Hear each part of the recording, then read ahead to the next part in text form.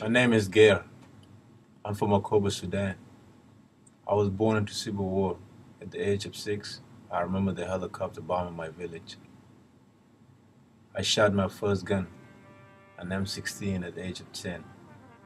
At 12 years old, I walked with my family from Sudan to Ethiopia, and it took us a week to settle a refugee camp called Itam. In 1991, civil war broke out in Ethiopia, and I lost contact with my family. So I walked back to Sudan and settled down in a military base as a gun cleaner. In 1992, I finally went home, only to see my sister killed in a boat accident. That was my turning point. In 1994, I settled in Des Moines, Iowa, and entered high school as a freshman. So I went to Southwest College and the University of Bridgeport in Connecticut on basketball scholarship. During that time, I was cast in a Hollywood movie, I Heart Huckabees. I came to New York for auditions, and I was discovered by a fashion photographer named Norman Watson. He shot my first fashion spread for Fader. Since then, I have been a working actor and model. This year, with over 20,000 other former lost boys, I'm leaving this life behind to go home and celebrate Independence Day with the newest country in the world. Ger, to be separate.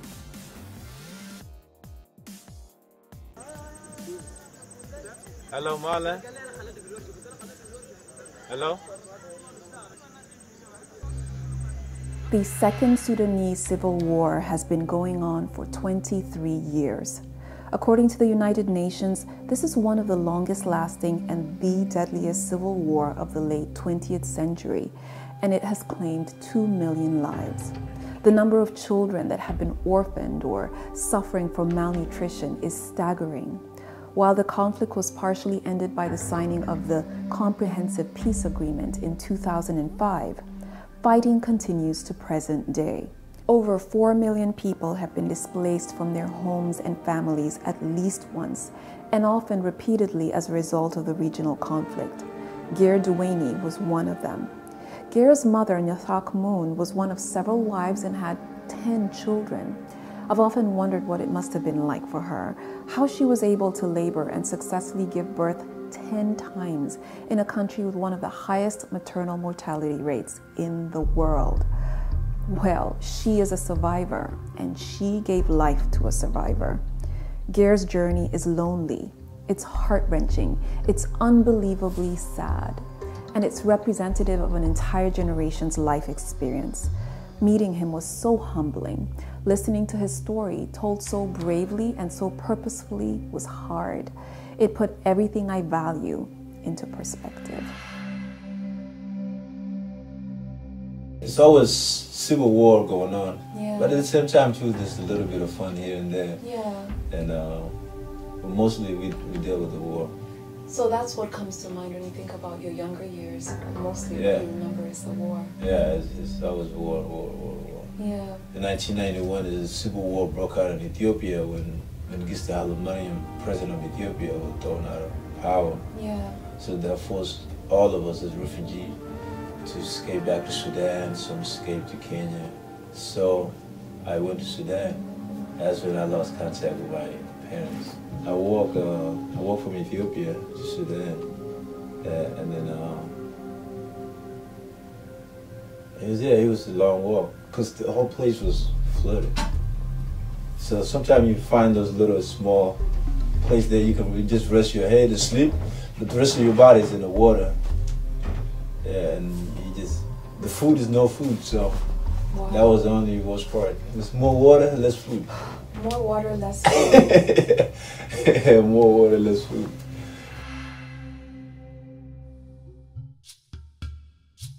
So how did that come about? Was that something that you did because you felt that you wanted to fight? Did someone recruit you into the army? I mean, how did you end up as a soldier? Staying in the military camp with the guys who go to the front line, and then it's much better because there's food that I can eat.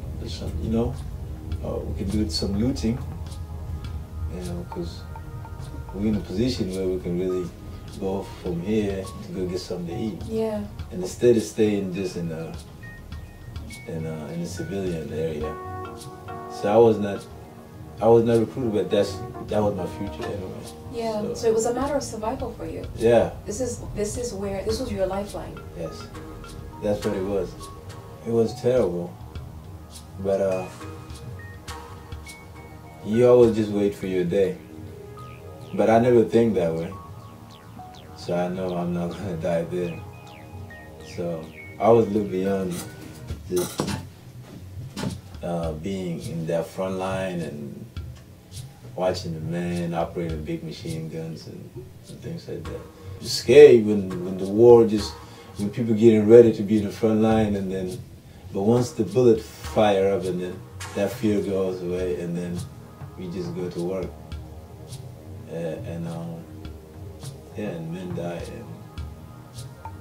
and the next day we go and settle down somewhere, and approach another day differently. You've come face to face with the harsh realities of war, and you've had to become hardened on the inside to deal with it, right? Mm. How do you think? How does one cope? I don't know. You're separated from your family and the people that you love and that you would find security with, and you're dealing. And how did you get by? I live by the faith, man. Yeah, it's I always know that there's more things to come. It's not gonna be easy road. So I think in the way I kind of prepare myself for the worst, I would say, yeah. And every day I just have hopes and faith, and then I just go by those. And your hope and faith was that what? That one day? That one day things, today is not going to be the same as tomorrow. If it's a bad day, I know it's not going to, the next day is not going to be as bad as, or the following last year is not going to be as bad, So I was thankful for something good ahead. Yeah. Wow.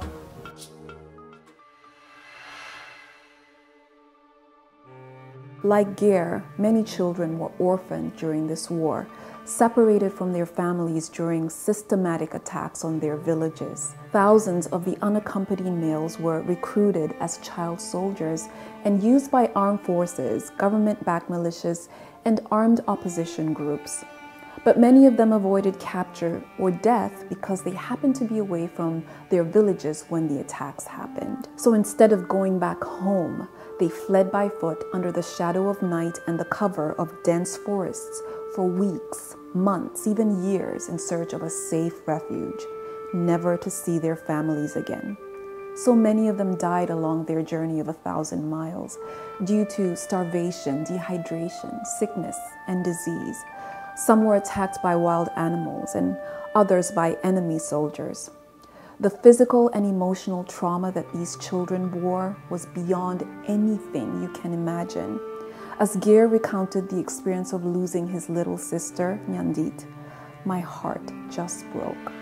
Well, my sister, she died in 1992. So it was more like one of the turning points for me to really escape from Sudan and come to Ethiopia. Because we were just talking about the military camps. So I left from their military camps. It was a civil war that broke out there. Well, it was a battle that broke out there, and then it wiped out a lot of guys. So I went back to the village, and I resided in the village where my mom and my little sister and my brother, they were. And then in that small village, there's a river there, and then there's a boat. They always pick up children take them across the river to go, take them to like clinics or something like that. Yeah. Yeah, and then the guy was playing with the boat. So I didn't get in the boat, so I stayed on top of the river waiting. So the boat just flipped, and my sister just sank down the water.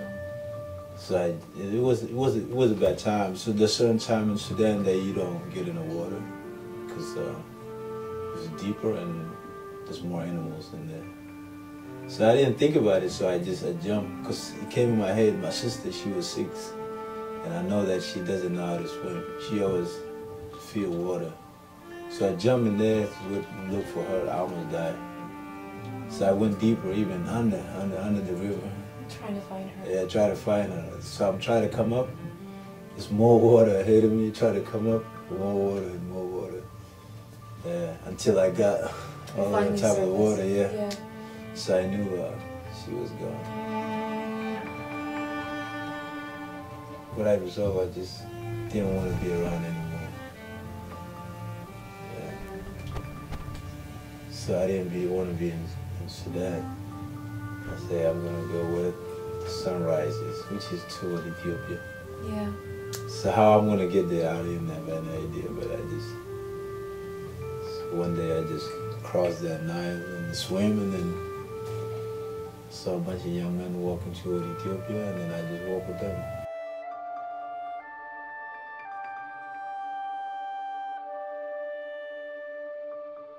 I made it to Ethiopia, a week later, and I settled down in the refugee camp, and then find a different way to go to Addis Ababa by bus, and then left Addis by somewhere by foot, and then I crossed to Kenya. We climbed a big mountain between Kenya and Ethiopia. That was rough. Yeah. The mountain, so we climbed the mountain at night, and then, because we're not supposed to just leave from this country to this country. Sure. So it's like... So you're crossing borders undercover, you're trying to avoid the people fighting, at the same time you also...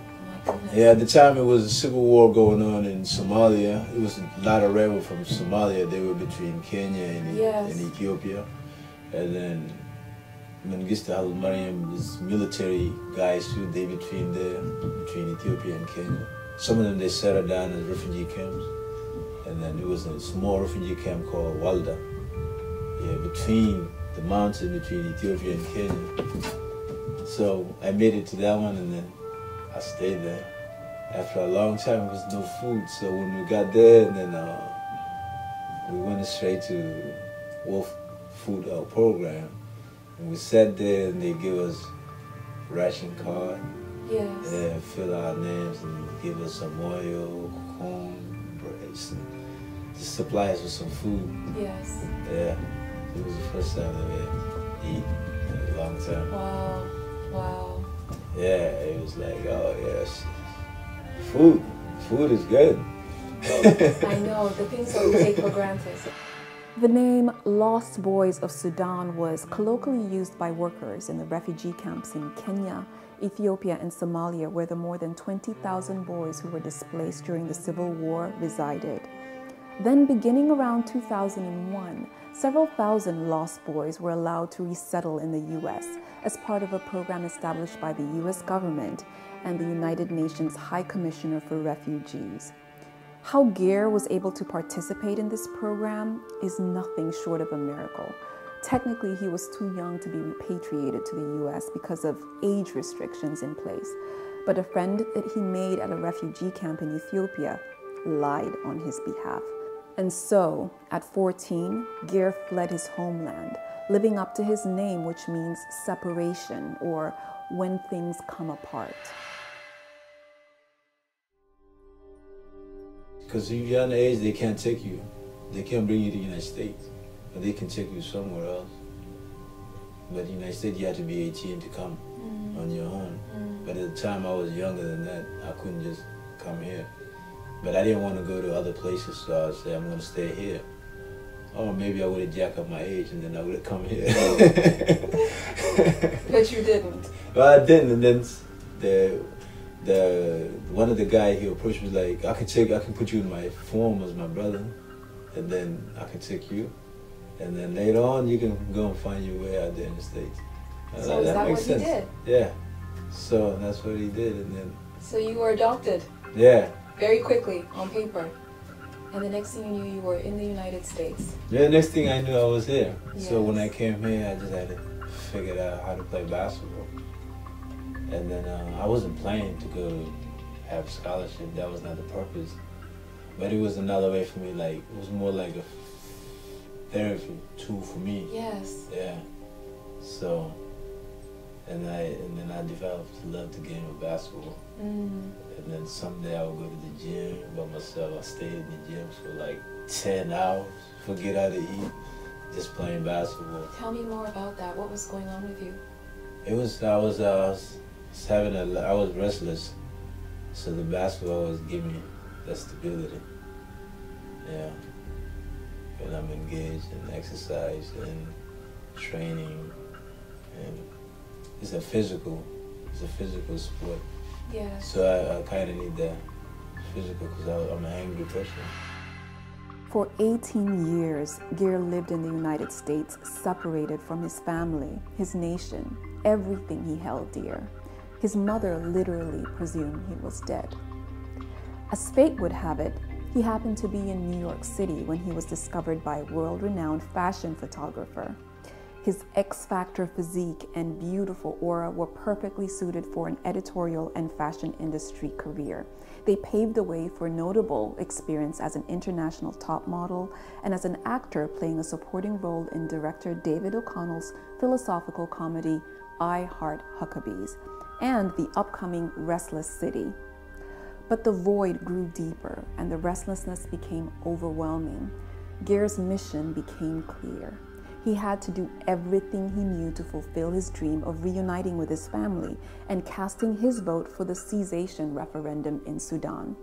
So in 2007, Ger went back to Sudan after almost 2 decades away. I always knew that there was home. You know, it's how I'm gonna go home. That was the tough part. I never wanted to be a citizen in the United States. All these years I've been here. So I applied just for me to travel. Yes. That's the purpose. Yes. Yeah. Yeah, it was, I had a lot of mixed feelings back in my head. I just didn't know. I know that it's been so long. I don't know where everybody is. I don't know who's still alive and who's alive. So I went there. Yeah, it was funny because I was in the car and I recognized my older brother there doing. Yeah. And I saw him under the tree and I was excited. Yeah. So I rolled down the window and the dust comes in and then I'm like, Duany! Yeah, and then I'm laughing, you know, in a way I wanted to cry, but I don't want to cry. Yeah. And yeah. then he's I like, can't even imagine the emotions that must have been going on the inside. Yeah, oh in man. that moment. Now I'm looking at Duany, he's a different guy, physically changed. But in a way, I still remember him very well. It's my brother, yeah. I always think about him all these years. I wonder how he's doing, you know? I always think that, and then for me to see him, and it was great. So you've reconnected with your elder brother. Yeah. I'm sure your mom is on your mind, your dad is on your mind. Where were they? Well, my mom was in my mind, but she was in the Koba area. Koba, that's an hour and a half flight from Juba. Yes. Yeah. And that's where you were born? That's where I was born. And then my father, you know, he committed murder a few years ago. So he's serving life in prison. Because, yeah, he committed murder within the family. Yeah. He killed auntie. I read that it was over a land dispute. Yeah, you know, land or maybe family property. You know. My culture revolves around cows, cattle.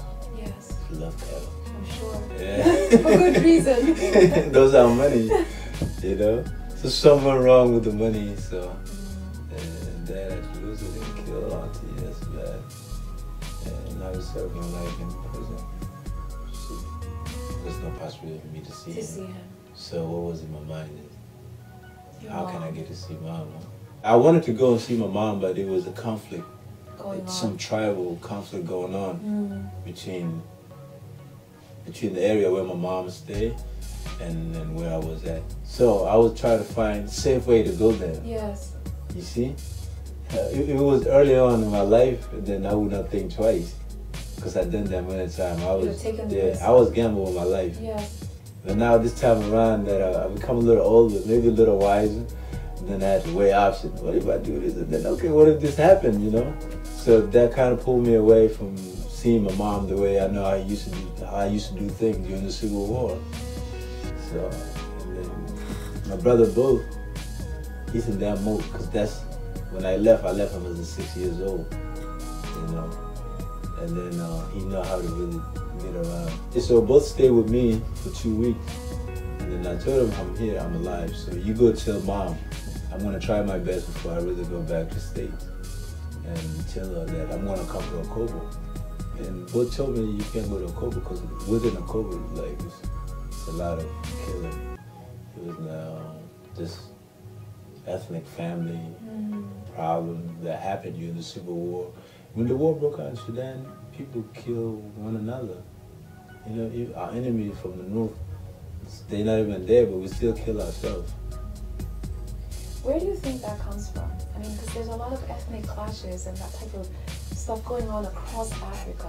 What do you think is happening? Why are we fighting? I think the war fry up everybody. Now everybody's in surviving mode. You know, whatever you can do to really kill this person and have what they have. You know, lack of income make people really fight. There's no income. Poverty and that desperate situation has caused people to take severely desperate measures. Then our airplane decided to take us. It was going to take us all the way to Okobo, but we didn't have money to rent it again and take us all the way to Okobo and take us back to Juba. So you made it so close, but not quite.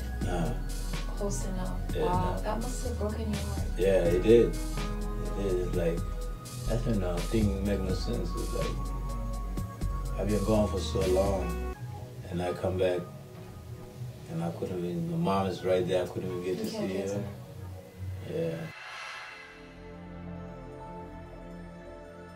You see, my parents was really important, but seeing my country, becoming a country, it's even become like more important than my mom and dad and my family.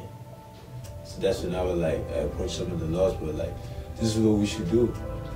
Let's hold a summit where we can bring all the Southern Sudanese kids in one location, Nairobi. You know, and let's not do it in Juba because it's gonna look like a movement. Yeah. The lost boy coming back. Yeah. And then they have media and all these people. You know, no, let's do it. Let's do it in Nairobi with the security. So you mobilized individuals across the world, Australia, the United Kingdom, United States, all over the place. Yeah. And ultimately you have over 100 lost boys and girls come together at a summit in Nairobi. Yeah. Then what happened? And then what happened is the president of South Sudan and even Umar Bashir, they heard of our summit. Because our summit, we had kids from Darfur, we had kids from North Sudan. They come from Khartoum all the way to Nairobi. So when we did that in Nairobi and it went through very well, then they sent us one of the guys that worked in Juba, and he flew in, and then he told us, if you guys like, you guys can do this summit in Juba.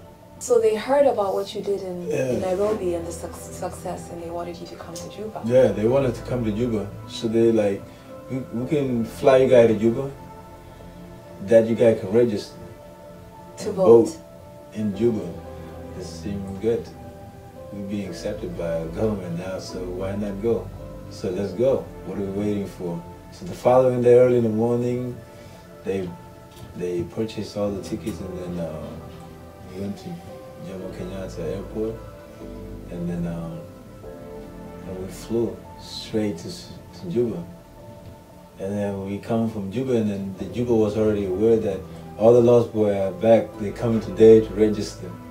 And then the airport is full of people, just all the tribe, they're dancing. Celebrating that we coming in, you know, which is referendum. If it went through, it's a war that everybody can fight, you know.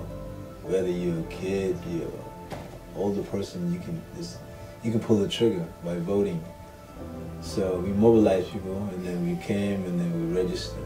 On the condition, you had to come back and vote where you registered. That's fantastic. Yeah. How did they respond to seeing you after so long? Oh man, it was crazy. If you guys, when you see the film, you will see the house went ballistic. Huh? Everybody crying, even I just started crying too. Yeah. Yeah, we just cried like crazy. And then we laugh, and then we cry. So I call those 2 months when we go in Africa crying days. Crying days. My mom cried, you know, forever. I cry. The more I think about it, it's like, wow, man, it's been too long.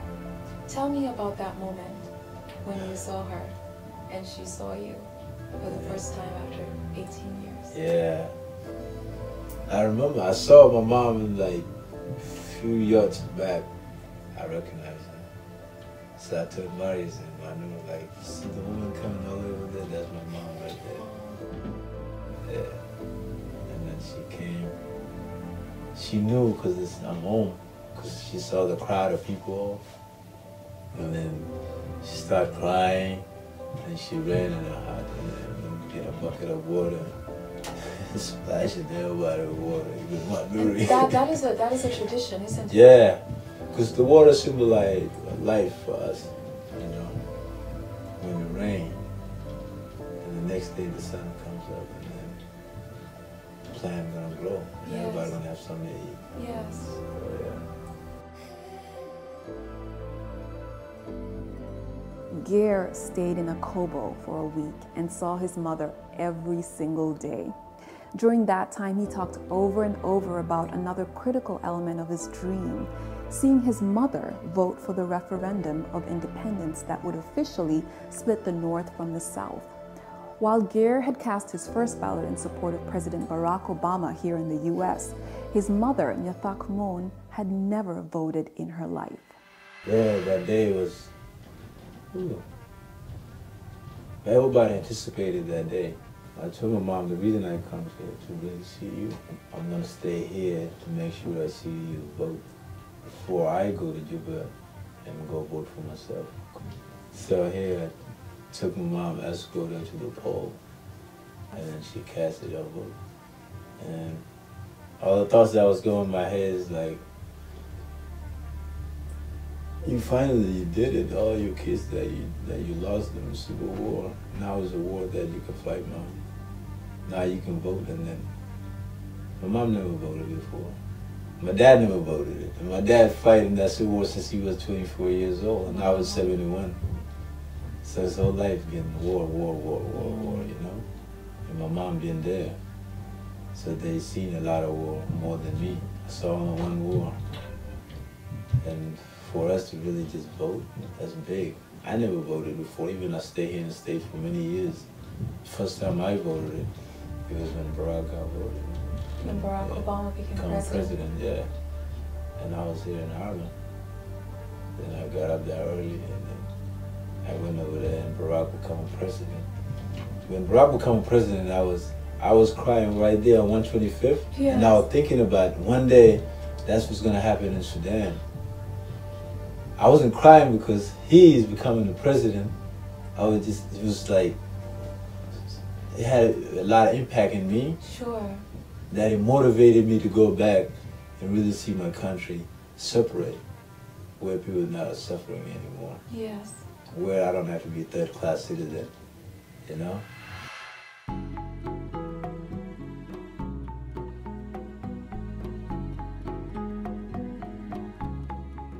My future is gonna be my country. That's now I know. I had a clear vision. My mission is to really build my own community. That I want to see. It is the way I left it. The next day, when another day comes, that sun that reflecting yesterday, yes. This is gonna have a different impact on you the following day. I think that's so beautiful. And the so light, the light never the same. No, never hits the ground or the spot in the same way. The same way that he did yesterday. Or it's always new. Yeah, wow. It's always new. Yeah. Yeah. This past weekend, Ger Duany joined his family, along with millions of supporters around the world, to celebrate the birth of the world's newest nation, the Republic of South Sudan. After decades of war and loss, July 9th marked a day that the people of South Sudan had been waiting for, a day filled with hope for a future of peace, justice, and good governance. The film Ger to be Separated documents an incredible journey of deep personal loss, resilience, courage, and triumph against extreme odds. By retracing his footsteps and recounting the experience in his own words, Ger amplifies the voices of the millions that lost their lives as a result of this war. His story is also our story, revealing the essence of our humanity, our shared suffering, our will, and the power that lies within us to survive and be the change that we want to see in the world. His story reconciles us with a better understanding of the plight of an entire generation that was once lost, but is now found. This is a story that must be heard across the globe, and you can help make it happen by donating $5 or more towards the completion of the film. Please do it now. Go to gerduany.com/film donation and give what you can to this very worthwhile cause. Show your support to the children of South Sudan and help Ger Duany realize his dream and his life purpose of bringing education and healthcare to his birthplace, Akobo, and helping rebuild his nation, one heart and one mind at a time. As always, keep it locked on MukamiTV, where your stories take center stage. Underneath the same bright sun, mothers, daughters, fathers, sons, disappearing one by one. Miles away, I hear a song of liberty and peace and protection.